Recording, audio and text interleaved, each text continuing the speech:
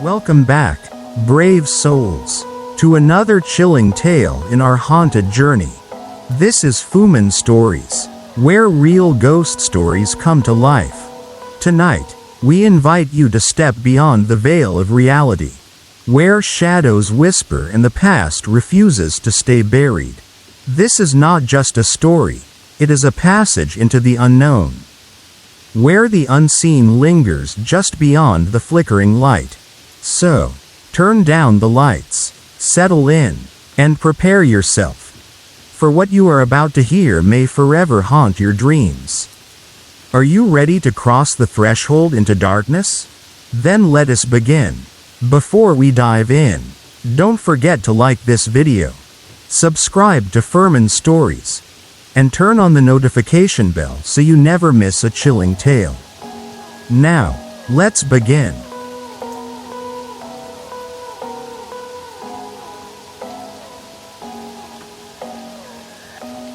Story 1. There are moments in life that shake us to our very core, events that defy logic and make us question everything we once believed. We often dismiss tales of the supernatural, thinking of them as mere figments of an overactive imagination. But what happens when the veil between our world and the unknown is lifted? Even for just a moment? This story is not just about a fleeting shadow or a whispered voice in the night. This is about an encounter so real, so undeniable, that it turned a skeptic into a believer. I was 16 years old when this happened, living with my parents, my 2 brothers, I'm a triplet, and my 2 sisters in a modest apartment in the heart of Brooklyn, New York. It was a crisp autumn evening, and I was sitting at my desk, struggling with my math homework. Numbers had never been my strong suit, and one particularly stubborn equation refused to make sense. My sister, Danielle, was a math whiz, so I decided to ask for her help. Her bedroom door was slightly ajar, and without thinking much of it, I pushed it open and stepped inside. But instead of seeing my sister, my breath caught in my throat. Lying on her bed was a man, a young man, around 6 feet tall, with an average build. He was dressed in dark clothing, his features oddly indistinct, as if he didn't quite belong to the reality I knew. My body froze, heart hammering against my ribs, as if sensing my presence. The man's eyes flicked open. He stared at me, blankly, expressionless. It wasn't the look of someone startled or embarrassed at being caught in someone else's room. No, this was something else, something unnatural. Panic surged through me, and I turned on my heels. Bolting from the room, I stumbled down the hall, nearly colliding with Danielle, who was casually lounging in the living room. My mind raced as I tried to form words, my voice shaking as I stammered. Who is in your room?" She frowned, clearly confused. "What are you talking about?" "The guy in your bed," I gasped. "Your boyfriend? He's just lying there." Danielle's expression hardened. "I don't have a boyfriend. And I didn't bring anyone home with me." A chill ran down my spine. I grabbed her arm and dragged her down the hall, my pulse pounding in my ears. My gut told me what I saw wasn't an intruder. The windows had been locked, and there was no sound of movement, no sign of forced entry. But I needed to be sure. We reached her room. I hesitated for a split second before pushing the door open. The bed was empty. I felt my blood turn to ice. There was no sign that anyone had been there. The sheets were untouched, smooth, as if no one had even sat on them. I backed away, my hands trembling. Danielle looked at me, her face pale. "You saw something, didn't you?" I nodded numbly. I knew what I saw. I wasn't crazy, and I wasn't imagining things. That night, I couldn't sleep. Every creak of the apartment, Every whisper of wind against the windows made me jump. My mind kept replaying the image of that man, his stillness, his blank stare. I wasn't just afraid of what I had seen. I was afraid of what it meant. Over the next few weeks, strange things began to happen. Danielle started waking up to the sound of whispering in her room. But whenever she turned on the light, there was nothing there. My younger sister claimed she saw a shadow move past the hallway when no one else was home. Even my mother, who had always been skeptical of the paranormal, admitted that she sometimes felt an eerie presence in the apartment. One night, as I lay in bed, a sudden chill filled the room. My breath became visible in the air, as if the temperature had dropped drastically.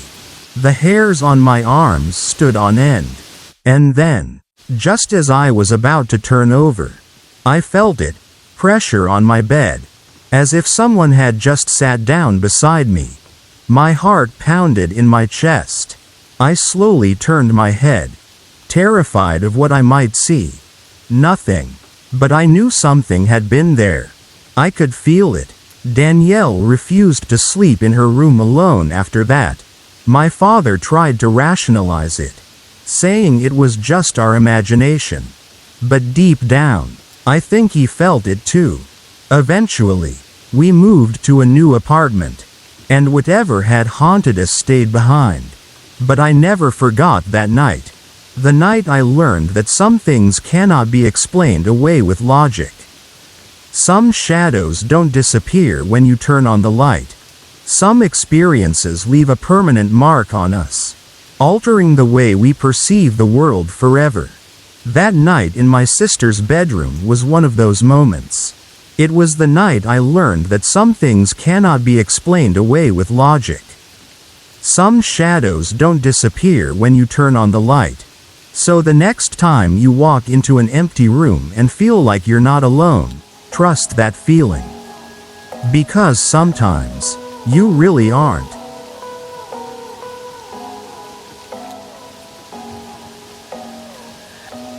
Story 2. It was just another ordinary night in California, or so I thought. Living with my brother had always been simple, predictable even, but recently, things had taken a turn for the strange. And as someone who never believed in ghosts or the supernatural, I was about to face something that would change my perspective forever. I live with my brother in a quiet neighborhood just outside of Los Angeles. We moved into this house 2 years ago, and for the most part, it was a normal home, until a few months ago when things started happening that I couldn't explain. One night, I was sitting at my desk, minding my own business, when suddenly, the light fixture on the ceiling above me exploded. Not just a flicker or a short circuit, but a full-blown explosion. Shards of glass rained down, scattering across the room. Luckily, I had been a few feet away, so I wasn't hurt, but the sheer force of it left me rattled. The next morning, my brother called the electricians who had installed the fixture. After a thorough inspection, they told us there was absolutely nothing wrong with the wiring, and the wattage of the bulb was well within the limit. They had no explanation for what had happened. I tried to move on, convincing myself it was just a freak accident. But then, things got worse. A few weeks after the light fixture incident, I was in the kitchen making a late-night snack when I noticed something strange. The light hanging over the dining room table started swinging back and forth on its own. My immediate thought was that we were experiencing a small earthquake, common enough in California. But as I stood there, waiting for the tremor to pass, I realized something unsettling. Nothing else in the house moved. The glassware on the shelves remained still, and I felt no vibrations under my feet. A chill ran down my spine. I hurried upstairs and told my brother what had happened. Unlike me, He had always been fascinated by the paranormal. His immediate response? We need to try the Ouija board.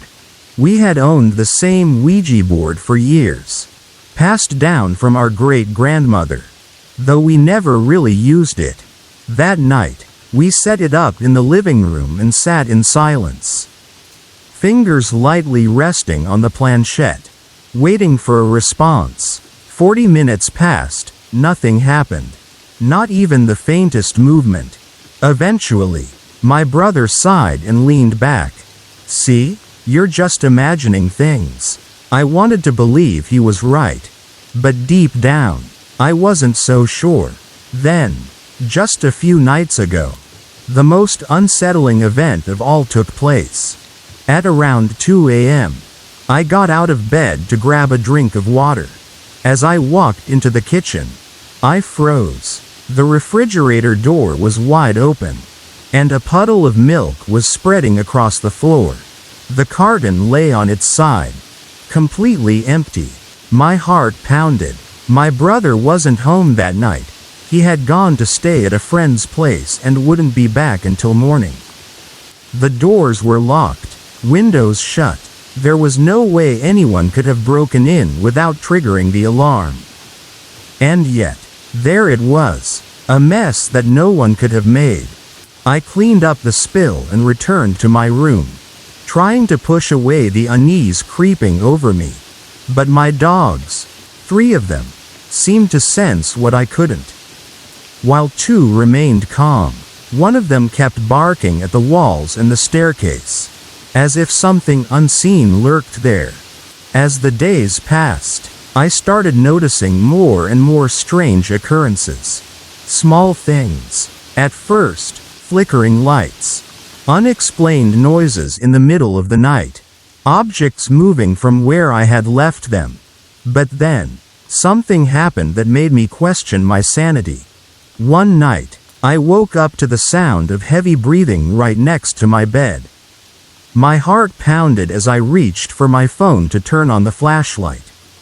But when the beam of light cut through the darkness, there was nothing there, just the empty room. My door was still shut, my window locked. I barely got any sleep that night, but when I finally dozed off, I had a terrifying dream. I saw a shadowy figure standing in the corner of my room, its eyes glowing faintly in the dark. It didn't move, didn't speak, but I could feel its presence, watching me. When I woke up, I was drenched in sweat, my sheets tangled around me as if I had been struggling in my sleep. I decided I couldn't ignore these signs any longer. My brother and I agreed to do some research on the house. We scoured online forums, checked old newspaper archives, and even visited the local library. What we found chilled us to the bone. Apparently, our house had a dark past. Decades ago, a man named Joseph Callahan had lived here. According to reports, he had mysteriously vanished one night, leaving behind all his belongings. No sign of forced entry. No note. Just gone. His case had never been solved. Some people in the neighborhood believed he had been taken by something not of this world. Armed with this knowledge, my brother and I decided to try one last thing: setting up cameras. We positioned them in the kitchen, hallway, and living room, places where the most activity had been happening. That night, we went to bed as usual, anxiously waiting to see if anything would be captured. The next morning, we reviewed the footage. At first, nothing seemed out of the ordinary. But then, at exactly 2:13 a.m., the camera in the kitchen picked up something disturbing. The refrigerator door opened on its own. The milk carton slid across the counter before toppling over. Then, just as suddenly, the door slammed shut. No visible hands, no strings, just pure, unexplainable movement. I felt the blood drain from my face. This was real. There was no denying it anymore. So, what does this all mean? Is our house truly haunted? Are we dealing with the spirit of Joseph Callahan? Or is it something else entirely? I don't have the answers. But one thing's for sure. I no longer doubt the existence of the supernatural. And if you ever find yourself in a situation like mine, my only advice is this: trust your instincts. Because sometimes, the things we fear the most are real.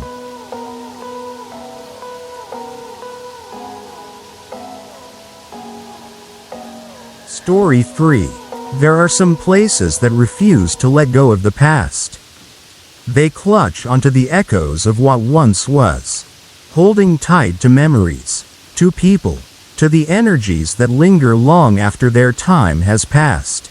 Some say ghosts are nothing more than remnants of a life unfinished, a whisper of something left behind. Others believe they are far more sinister, lurking in the shadows, watching, waiting.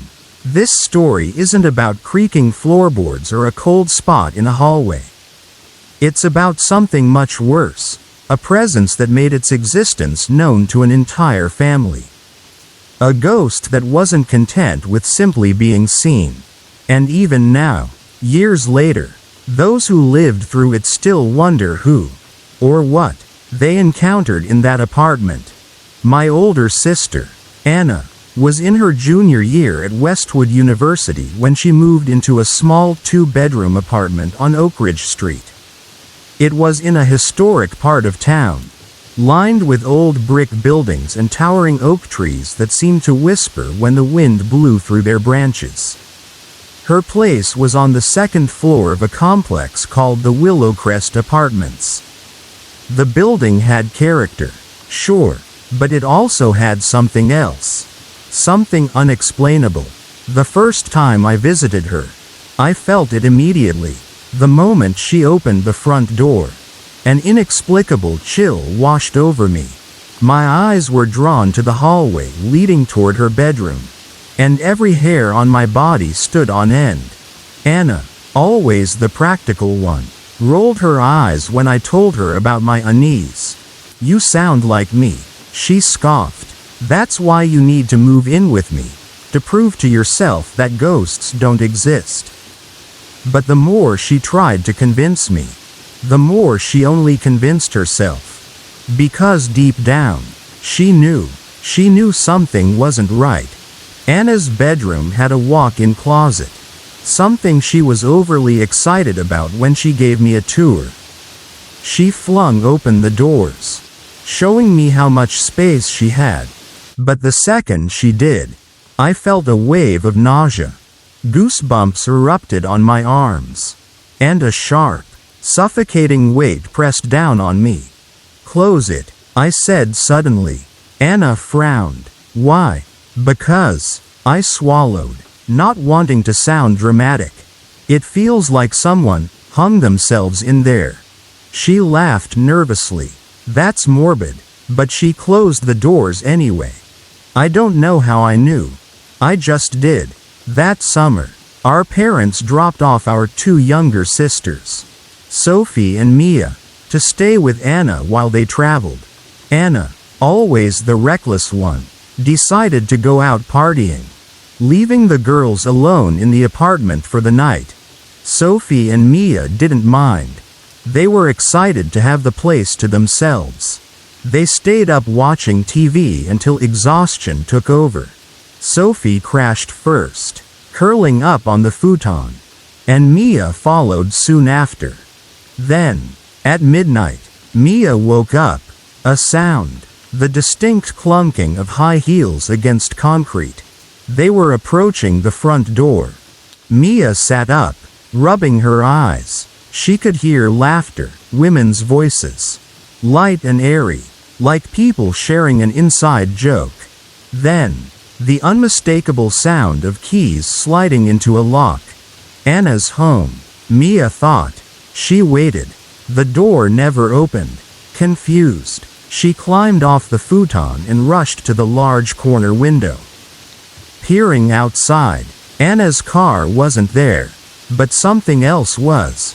A dark figure sat beside the massive oak tree outside the apartment. A little girl.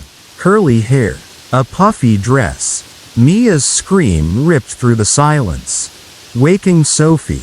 The two of them clung to each other, shaking, until the real sound of keys in the door made them jump.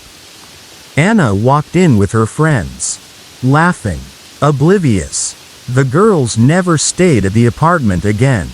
After that night, I finally gave in and moved in with Anna. We shared her room, and I took the top bunk. She had a desk in the corner, and whenever she used her computer, her back was to both the closet and the bedroom door. That's when I started feeling it.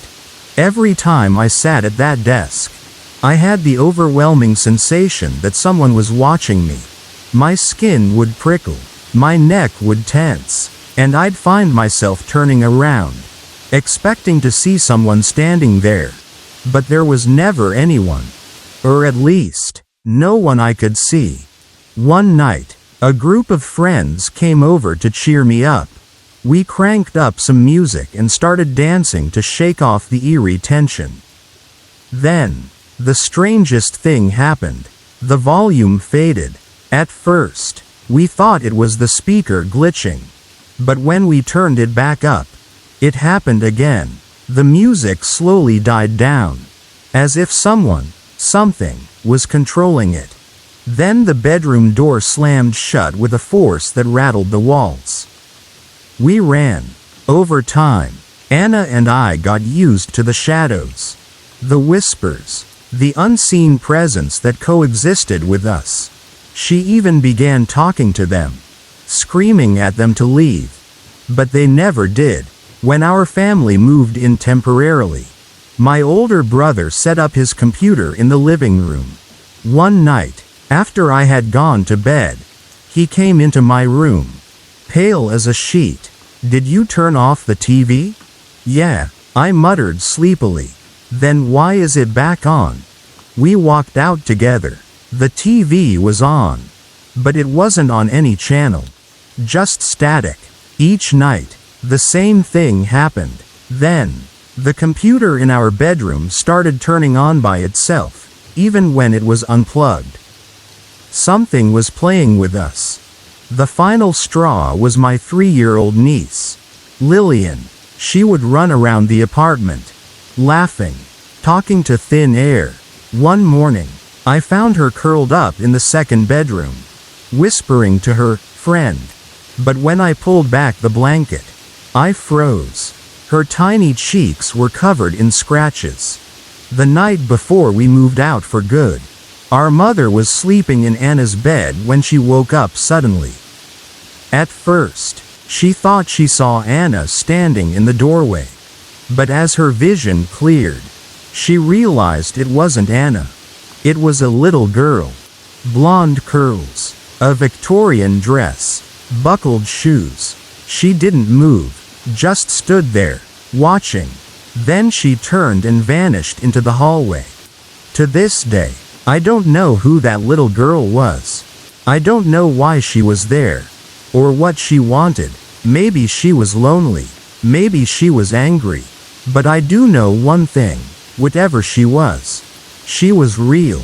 And when I drive past that old apartment complex, even now, a chill still runs down my spine.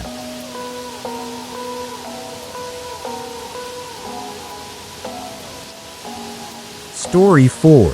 There are moments in life that linger in the shadows of our memories, refusing to fade with time. Some call them dreams. Others believe them to be encounters with the unknown. But what if a single childhood experience, buried beneath the weight of years, still leaves a mark, not just in the mind, but on the skin? This is one such story. An eerie recollection that continues to haunt my thoughts, making me question what truly transpired that night. When I was in the 2nd grade, my family moved into an old Victorian house at the edge of a small town. It was a relic of the past, with wooden floors that creaked underfoot, high ceilings adorned with intricate molding, and windows that rattled with every gust of wind. My parents adored the house for its history and charm, but I always felt there was something more lurking within its walls. At first, the strangeness was subtle, doors that wouldn't stay shut, whispers carried by the wind, and an odd sensation of being watched. I dismissed these oddities as tricks of the mind, just the natural quirks of an aging home. But the feeling of unease persisted, growing stronger as the nights stretched on. Then came the dream, or at least, that's what I've told myself it was. One night, I was abruptly roused by an overwhelming need to use the bathroom. My body felt sluggish as I pulled myself out of bed, the wooden floor icy against my bare feet. The house was unusually silent, as if even the creaks and groans of the old structure were holding their breath. I made my way down the dimly lit hallway, each step accompanied by a growing sense of dread. Upon entering the bathroom, the cold tile floor sent shivers up my spine. I reached for the light switch, but as soon as I flipped it, the bulb flickered violently before dying, casting the room into near total darkness. The faint glow of the moon struggled through the frosted window, barely illuminating my surroundings. I finished quickly, eager to return to the safety of my bed. But as I turned to leave, a strange sensation overtook me, like a gentle pull, an invisible force drawing me backward. My breath hitched as I felt myself being dragged, slowly, inevitably, toward the bathroom closet. My back struck the wooden door with a dull thud, and in that moment, it creaked open. From the pitch-black void beyond, a pair of gnarled, furry fingers emerged, moving with a slow, deliberate intent. The nails were long, curved, sharp like daggers, reflecting the faintest glint of moonlight. They reached out and brushed against my arm, the touch sending a wave of cold fire searing through my skin. Paralyzed with fear, I couldn't even scream. My eyes locked onto the monstrous hand as it tightened ever so slightly before releasing me. The moment it let go, the darkness swallowed it whole, the closet door swinging shut with a hollow click. Then, everything went black. When I woke the next morning, I wasn't in my bed. I was sprawled across the hardwood floor beside it, my limbs tangled in my blanket. A sharp chill ran down my spine as the memory of the night came flooding back. Frantically, I pushed up my sleeve, dreading what I might find. There, exactly where the fingers had touched me, was a faint brown mark, an irregular, bruise-like stain that hadn't been there before. My breath caught in my throat as I traced its edges with trembling fingers. I ran to my mother, thrusting my arm in front of her. "Look, it touched me. It left a mark," I babbled, desperate for her to see what I saw. She studied it, her expression shifting from concern to something deeper, something I couldn't quite place. "I've never seen this before," she murmured. Then, after a pause, she forced a tight smile. "Maybe you bumped into something in your sleep. It's nothing to worry about." But there was hesitation in her voice, a flicker of uncertainty in her eyes before she turned away. Changing the subject, I never brought it up again. But the mark never faded. Over time, I became obsessed with finding an explanation. I read everything I could about sleep paralysis, night terrors, and childhood hallucinations, but nothing quite matched my experience. The way my body moved on its own, the sensation of being pulled, the physical touch, I couldn't explain any of it. I even tried to investigate the house itself. I searched the closet where the creature had appeared, expecting to find claw marks or some tangible proof of what I had seen. But there was nothing. Just old wooden boards and the stale scent of dust. The only thing I did find was an old newspaper clipping buried in a stack of forgotten belongings in the attic. It spoke of a previous owner's son, who had mysteriously disappeared decades ago. His room? The very one I had slept in. Even now, years later, I still carry the mark. A permanent reminder of that night. Of the thing that reached out from the darkness. I often wonder, was it truly a dream? Or had something else brushed against the fabric of my reality, leaving behind its touch as proof that I wasn't merely imagining it? Some mysteries never find resolution. Some marks never truly fade. And sometimes, the things we dismiss as childhood nightmares linger in the corners of our reality, waiting to remind us that we once encountered something beyond.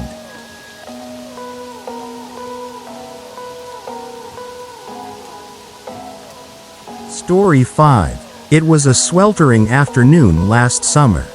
The kind where the heat clings to your skin and the sky seems to ripple under the weight of the sun. I had spent most of the day alone, trapped in the silent walls of my house, my only company being the dull hum of the ceiling fan and the distant chirping of cicadas. My friends had all left town for a week, and the absence of their usual chatter made the loneliness even heavier. Restlessness took hold. I needed to escape the suffocating stillness. So I grabbed my bike and pedaled toward Oakwood Park, a place that was normally buzzing with kids playing soccer, families having picnics, and joggers following the trails. But when I got there, something felt wrong. The field was empty. The swings hung motionless. Even the air carried an eerie silence, as if the entire park was holding its breath. My eyes wandered beyond the park, past the quiet street, to the river that lay beyond. It was narrow, fast-moving, its waters a deep shade of green that barely reflected the sky. There was something about it that had always unnerved me. Maybe it was the way the trees leaned over it as if whispering secrets. Or how the current never seemed to slow, even during the hottest days of summer. I had heard the warnings before. The embankment was too steep, the current too strong, but kids still snuck down there all the time, throwing rocks, daring each other to wade into the shallows. I had never done it myself. Until that day, I laid my bike against a tree and carefully made my way down the slope. The dirt was loose under my sneakers, and I had to steady myself with my hands to avoid slipping. When I reached the bottom, I found a large, flat rock near the river's edge and sat down, letting the shade of the trees offer some relief from the heat. For a while, I just listened, to the water rushing by, to the occasional rustling of the leaves. I closed my eyes, allowing myself to breathe in the scent of damp earth and river mist. Then I heard it, a splash, not a small ripple, like a fish breaking the surface, but something larger, something frantic. I opened my eyes, scanning the water. At first, I saw nothing. Just the swirling currents moving as they always did. But then, a sound cut through the quiet. A voice. A choked, gurgling cry. Someone was in the water. I scrambled to my feet, my heart hammering in my chest. The sound was coming from further downstream, but the water moved too quickly to see anything clearly. I hesitated only for a second before stepping closer to the edge, my instincts screaming at me to do something. And that's when I felt it. Fingers. Icy, bony fingers wrapping around my ankles and yanking me forward. I barely had time to gasp before I was underwater. The river roared around me, filling my ears, burning my nose, my throat. I kicked, twisted, fought against the unseen force pulling me deeper. My vision blurred, but in the murky water, I saw them. Bodies. Surrounding me. Their skin was gray-blue. Bloated. Peeling away in strips. Their eyes were empty. Wide. Unblinking. Some of them had their mouths open, as if trying to scream. Others reached toward me with twisted, decayed fingers. Their movements slow but deliberate. My chest tightened. My lungs screamed for air. Darkness crept in at the edges of my vision. My body felt heavy. My limbs sluggish. I tried to scream, but only bubbles escaped my lips. Then, everything went black. I came to with a violent gasp, coughing up river water as I clutched at the ground beneath me. I was back on the rock. My clothes were soaked, my skin ice cold. My breath came in ragged gasps as I stared at the water, waiting for something, anything, to emerge. But the river was calm, almost mocking in its stillness. Then, from somewhere deep within the water, I heard it, a voice. It wasn't garbled this time. It was clear, hollow. Leave. I didn't hesitate. I scrambled up the embankment, my hands clawing at dirt and grass as I pulled myself up. The moment my feet hit solid ground, I sprinted across the street, grabbed my bike, and pedaled home faster than I ever had before. I locked the door behind me and didn't move for what felt like hours. My lungs still ached. My skin still burned from the cold. I tried to convince myself it was just a near drowning, that my brain had conjured up the rest in a state of panic. But then I did some research. Decades ago, before the land shifted, the river had run level with the road, and back then, it had been a deadly stretch of highway. Cars had veered off in the rain, plunging straight into the current. At least a dozen people had died there. Their bodies swept away, never recovered. I stared at my computer screen, my hands still trembling. Had I seen them? Had they tried to pull me down with them? Or had they been trying to warn me? I don't know. I don't think I'll ever know. But one thing is certain. I will never go back to that river again.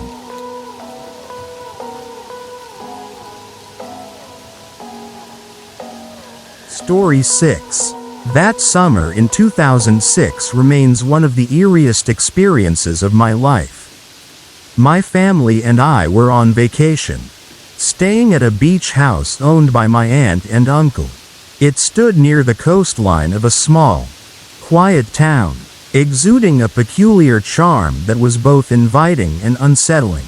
There was something about the house, something unspoken yet tangible, that made the air feel heavier than it should have been. The architecture was old but well kept, with wooden floors that creaked even when no one was walking and rooms that seemed to whisper in the stillness of the night. One particular afternoon, my sisters and I were playing outside in the driveway, laughing and enjoying the summer heat.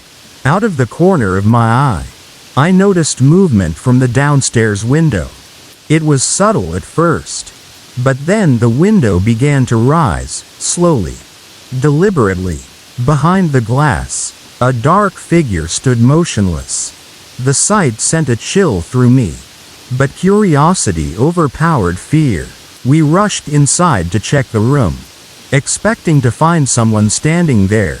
Instead, the room was empty. The window, which had just been open, was now shut tight. We exchanged nervous glances but convinced ourselves it had been nothing. We resumed our games, though a lingering sense of unease had settled over us. About 45 minutes later, our mother called us inside, her voice carrying an urgency that we weren't accustomed to. When we entered, she looked pale, almost shaken. She explained that she had been alone in the house when an overwhelming feeling of another presence crept over her. In an attempt to dispel the fear, she spoke out loud, "If this is you, Rabina, haunting this house. Give me a sign." At that exact moment, an icy breeze passed over her. Despite no open windows, no fan, no draft of any kind, she described the sensation as if someone had walked right through her, leaving a trail of cold in their wake. That night, after dinner, strange things continued to happen. The lights flickered randomly, despite the electrical wiring in the house being in good condition. Objects weren't where we had left them. My sister swore she had placed her book on the nightstand, only to find it later under the bed. We tried to brush it off as fatigue, but the discomfort in the air grew stronger. Later that night, as my sister and I got up to use the bathroom, something even more disturbing happened. As I walked through the living room, I noticed a large gold-framed mirror hanging above the couch. It struck me as odd, but I didn't dwell on it. After returning to our bedroom, I lay awake for a while, feeling unsettled. My sister had already turned over to sleep, leaving me staring at the ceiling, trying to shake off the feeling of unease. I whispered, "Are you awake?" No answer. I turned my head to face the other direction, and that's when I saw it. A tall, white figure stood there, its long hair moving as though caught in an invisible breeze. Its eyes, black voids, stared directly at me. My breath caught in my throat, panic rising like bile. I reached out and shook my sister awake, barely able to form words. She turned, following my gaze, and her reaction was immediate. She let out a sharp gasp and scrambled out of bed. We bolted from the room, running straight into the living room, screaming. Our mother was a light sleeper, but despite our frantic cries, she did not stir. The house seemed to swallow our screams. Desperate, I looked toward the couch, and the gold mirror was gone. That was enough for us. We packed our belongings in a hurry, not caring about order or noise, and left the house at exactly 1 a.m. As we drove away, my mother, still shaken, tried to rationalize what had happened, but there was no logical explanation. The fear remained thick in the air, following us like an unseen shadow. When we finally reached home and told others about our experience, we learned something that sent another shiver down our spines. Our grandmother, who had once lived in that very room below, had owned a large, ornate gold mirror, one that had gone missing years ago. More unsettling was the fact that other family members had reported eerie occurrences in that house but had kept silent. Not wanting to scare anyone, despite everything, we still visit that beach town every summer. But never again have we stayed in that house. Some places are better left undisturbed, their ghosts lingering, waiting for the next visitor to cross their threshold. Looking back, I often wonder about the presence in that house. Was it truly our grandmother? Or was it something else? Something older? Something tied to the land itself? Why did the mirror appear that night, only to vanish? And why had the house remained so eerily silent despite our screams? Some hauntings leave scars on the places they touch, but others leave scars on the people who experience them. And even though we left that house behind, I know that part of it will always stay with me.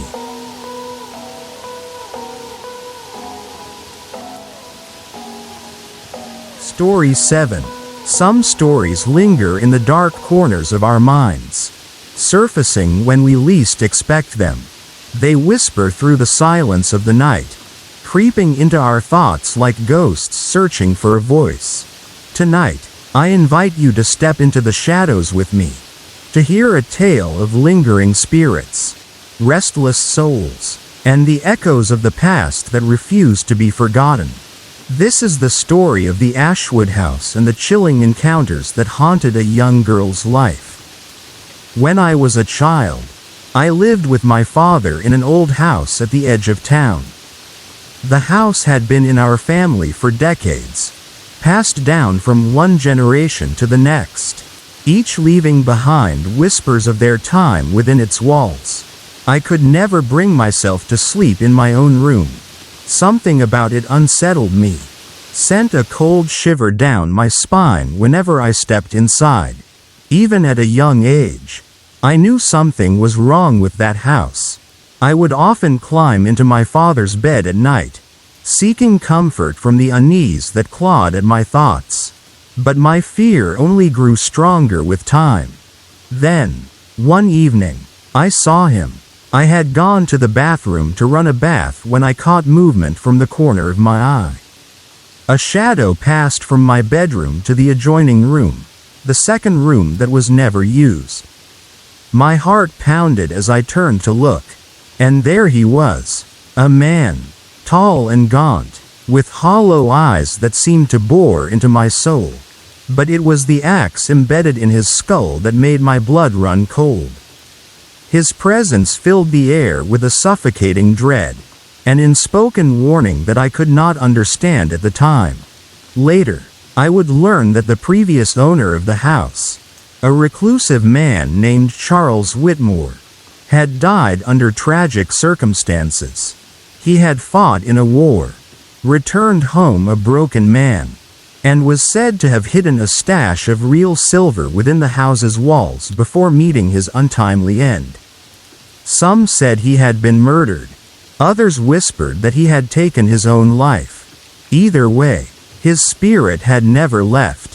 When my father insisted I sleep in my own room, the nights became unbearable.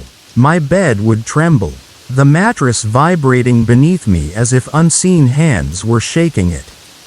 I would cry myself to sleep, too afraid to open my eyes, too terrified to move. One weekend, I visited my mother's home, hoping for relief from the torment of Ashwood House. But the spirits seemed to follow me, slipping through the veil of reality, waiting for their moment to be seen. That night, I slept in my mother's bed, nestled between her and my stepfather's daughter. At some point, I woke up, my small hands reaching blindly for my stuffed animal. I found it, but as I sat up, a strange glow caught my attention. A girl stood at the foot of the bed. She was bathed in an ethereal light, her features delicate yet hauntingly hollow. She didn't speak, she only moved, stepping forward, reaching for my mother's arm, and twisting her wrist with an unnatural force. Panic surged through me, and I screamed, "Stop! Stop!" The girl shook her head, her expression unreadable, as if my cries meant nothing. Desperation took hold, and I shook my mother awake. "Mom, there's a girl. She's hurting you." My mother groggily turned, her eyes widening in confusion. "Heather, stop, you're scaring me." And just like that, the girl vanished. She had simply disappeared into thin air. But the damage had been done. The next morning, we rushed to the hospital. My mother's wrist was sprained, though there was no logical explanation for how it had happened. Years passed, but the spirits never truly left. After my uncle, Martin, passed away, my mother and stepfather took over his small business. But his presence remained. One day, a psychic visited the shop, speaking with one of the employees. "Has someone in your family passed away?" she asked. "Yes," my mother said, hesitantly. "My father." The psychic shook her head. "No, someone younger." A worker nearby murmured, "Our boss, Martin." The psychic went still, then nodded. "Yes, he's here. He's standing right next to you. He's annoyed. Something about you reading when you should be working." He always hated that. The employee paled, recalling how Martin had always scolded them for slacking off. A shiver ran through them as they tried to avoid the area where the psychic had pointed. But before she left, the psychic turned once more. "He's moved. He's standing over there now," she said, gesturing toward the new spot the employee had moved to. That night, as my mother spoke with the psychic again, she felt a cold chill creep up her spine. The air shifted, thick with unseen energy. "He's here now," the psychic whispered. "He wants me to tell you he's sorry. He was in shock when he died, but someone was there to help him cross over." Then, as if on cue, the song we had dedicated to Martin played on the radio. The timing was too perfect. He was with us. A few days later, we reached out to the psychic once more. She told my mother that Martin was upset. He wanted us to speak with him. That night, after closing the shop, we gathered in the back room with a Ouija board. It worked. Martin came through, spelling out words, answering our questions. When I asked where he was, he spelled out my name. "I'm standing behind you." Tears welled in my eyes.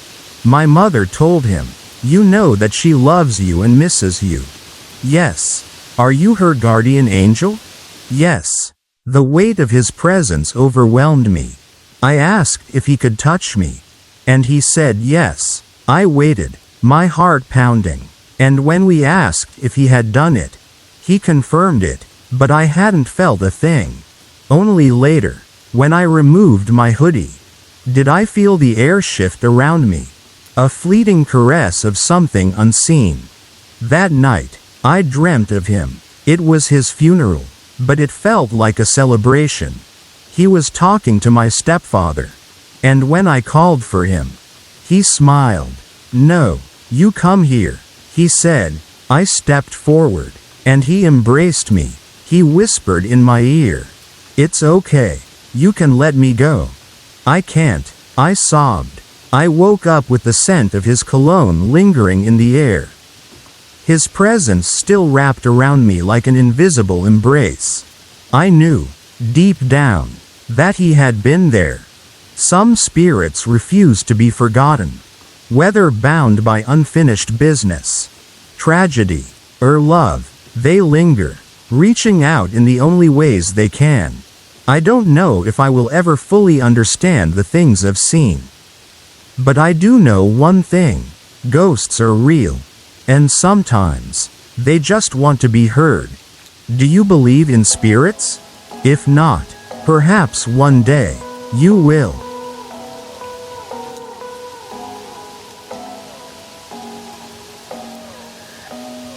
Story 8.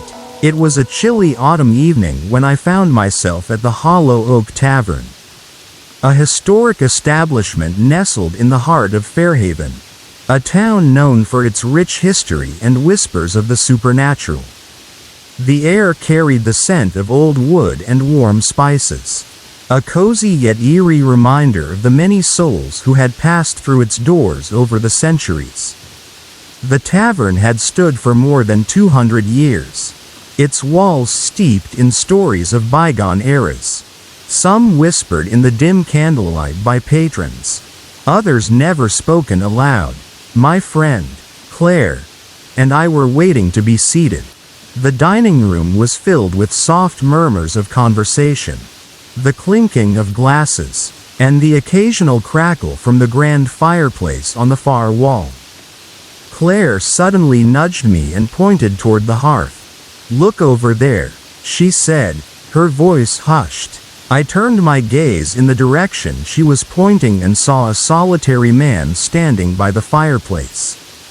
His presence was odd, not because he did anything out of the ordinary, but because of how completely out of place he seemed.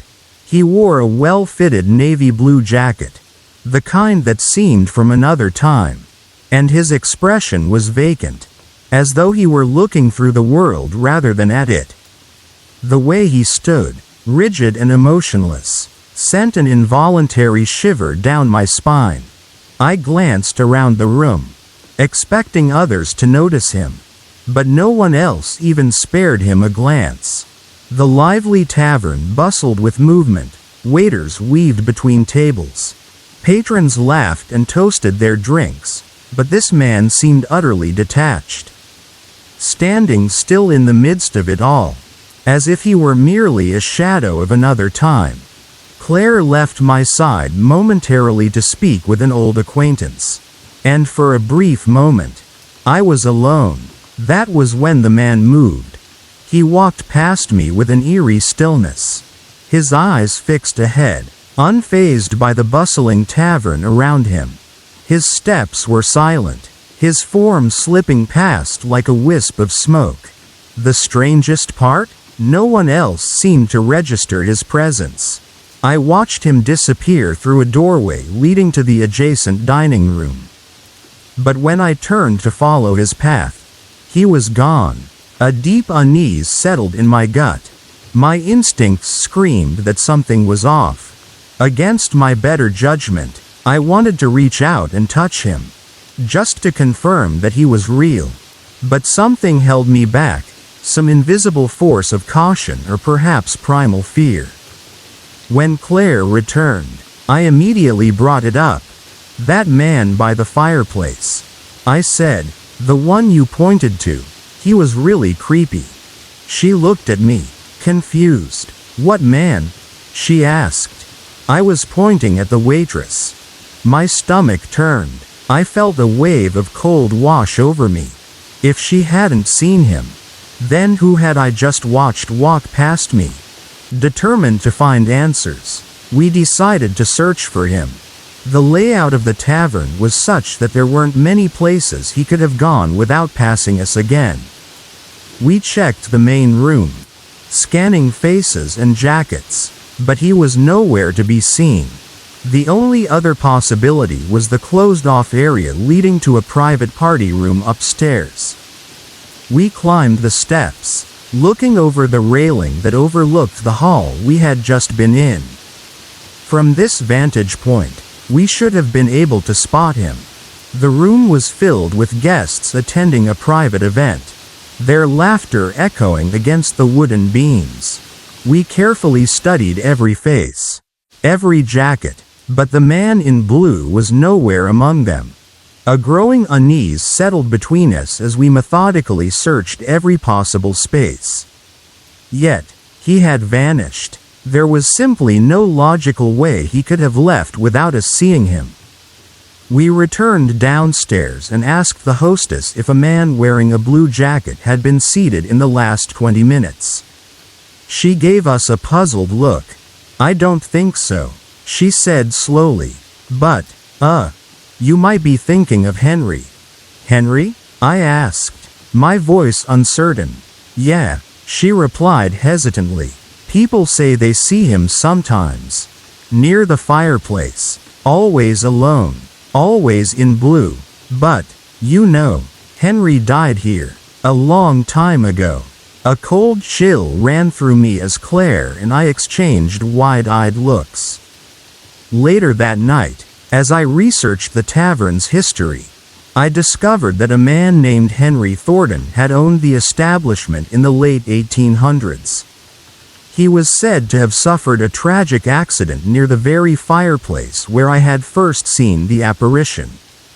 Some accounts claimed he was a tormented spirit, forever watching over the place he once called home. Curious, I decided to dig deeper into the history of the Hollow Oak Tavern.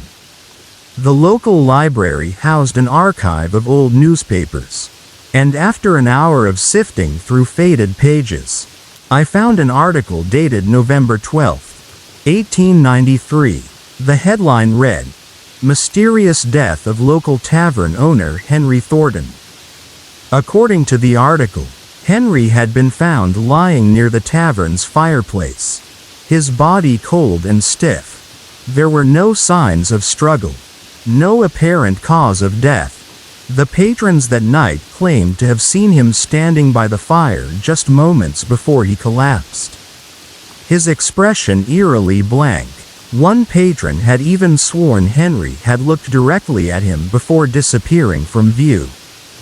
I felt a strange sense of unease settle over me as I read. The descriptions were chillingly similar to my own encounter. Had I seen Henry's spirit that night? Was he doomed to relive his final moments over and over? The following week, I returned to the tavern, determined to see if the apparition would appear again. I took a seat at the bar, positioned perfectly to view the fireplace. Hours passed, and just as I was beginning to lose hope, I saw him. Henry stood exactly where I had seen him before. His navy blue jacket looked pristine, untouched by time, and his expression was just as vacant. He didn't move, didn't blink. He simply stood there, watching, waiting. This time, I decided to act. I turned to the bartender and whispered, "Do you see him? The man by the fireplace?" The bartender looked over his shoulder, then back at me. His expression turned grave. "You see him too?" he asked softly.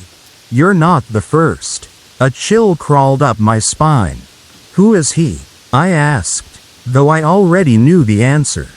The bartender hesitated, then leaned in. "That's Henry," he said. "He's been here longer than any of us. And if you see him once, you'll see him again." Even now, when I think about that moment, the unsettling presence of the man in the blue jacket lingers in my mind. And I can't shake the feeling that he was watching me just as much as I was watching him. I haven't returned to the Hollow Oak Tavern since that night, but sometimes, in my quietest moments, I feel the weight of unseen eyes on me, as if Henry followed me home, waiting in the shadows, watching.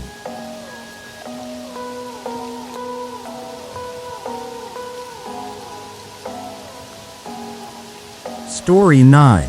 There are stories that linger in the air like a soft echo, whispered from one person to another, passing through the years as though time itself refuses to let them fade. This is one of those stories, and I must tell you, it is real. I've always believed that the ones we love never truly leave us. Their presence, like a shadow at dusk, can be felt in the quiet corners of our lives, in the way the wind moves through an empty house, or in the sudden flicker of a candle when there's no draft. But what happens when that presence grows stronger? When the unseen decides to make itself known? This is the story of my cousin, Daniel, and the things that began happening after he was taken from us too soon.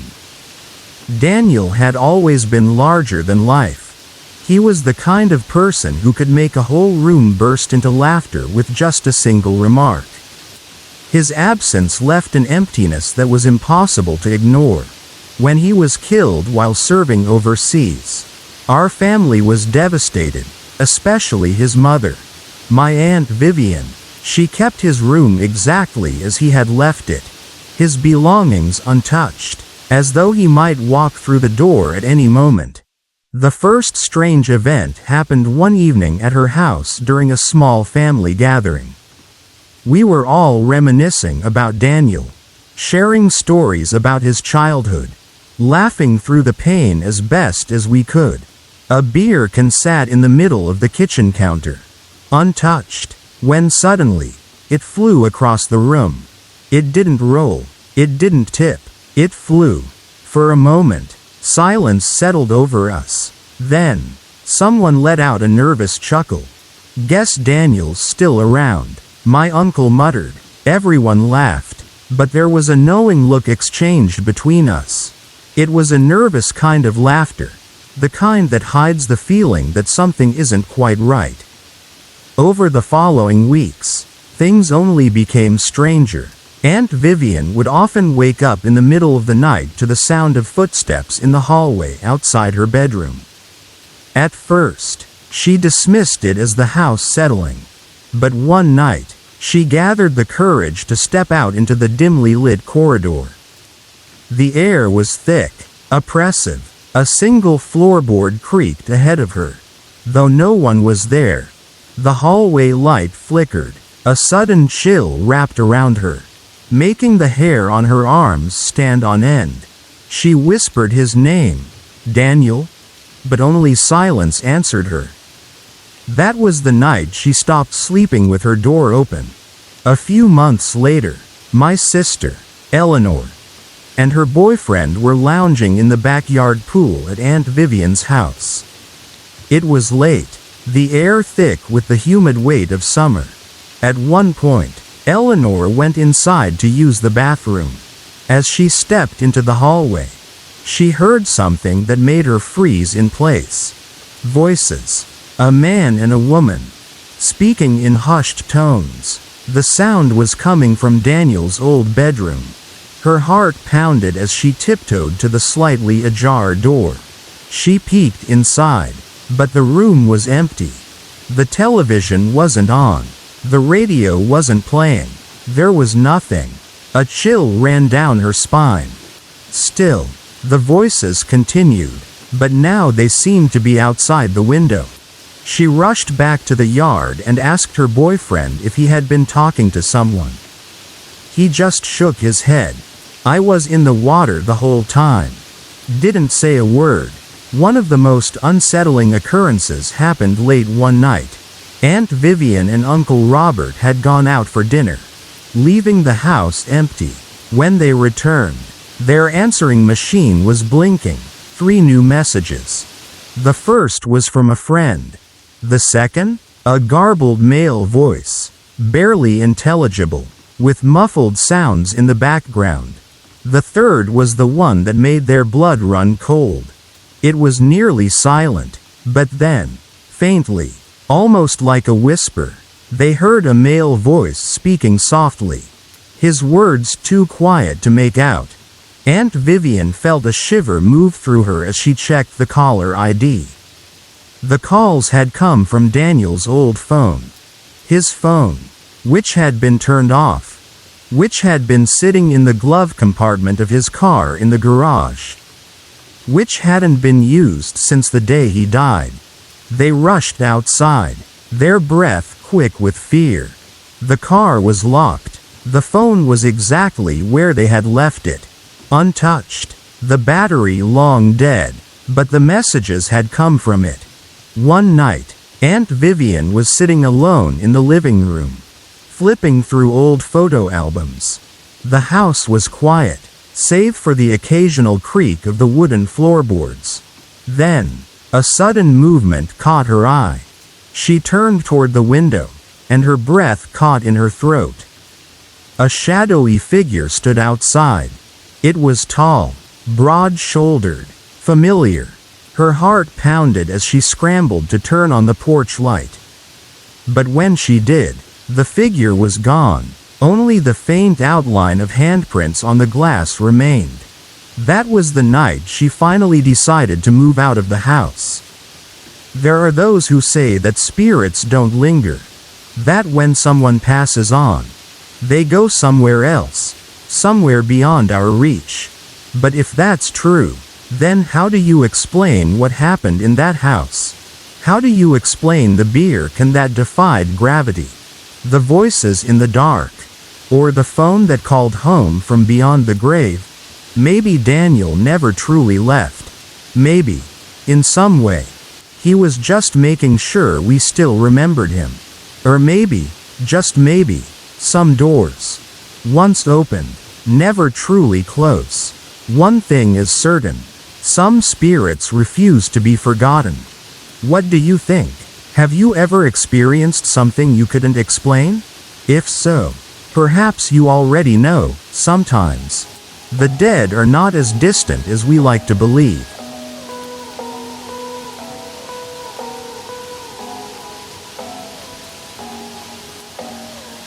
Story 10. Hello everyone, and welcome to the 10th and final story of today's video. Throughout this journey, we've explored eerie encounters, ghostly apparitions, and unexplained events that send shivers down our spines. But this last story? It's different. It lingers, creeping into your mind long after the video ends.